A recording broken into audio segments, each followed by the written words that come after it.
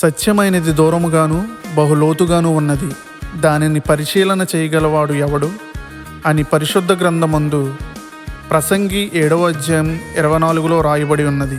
Bible జ్ఞానంపై పరిశీలన లేని నేటి క్రైస్తవ్యం సత్యమును పరిశోధింపక అసత్యము వైపు అడుగులు వేస్తూ దేవునికి దూరమైపోతుంది.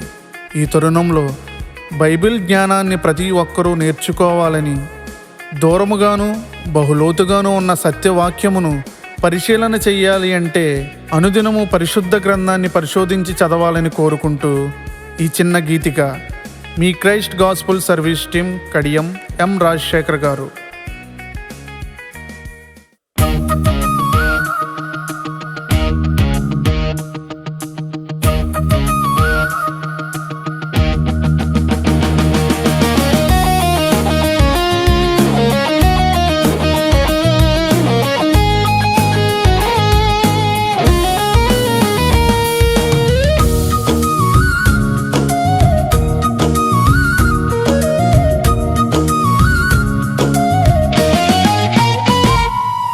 బైబిల్ జ్ఞానమే నేర్చుకోవాలి సోదరా, ఈ లోకపు మాయలో పడకుండా ఉండాలిగా.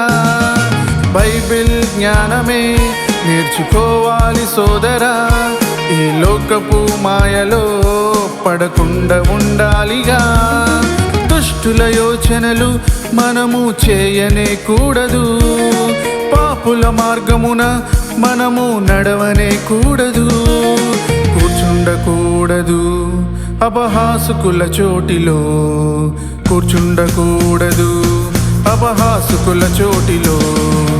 బైబిల్ జ్ఞానమే నేర్చుకోవాలి సోదరా, ఈ లోకపు మాయలో పడకుండా ఉండాలిగా.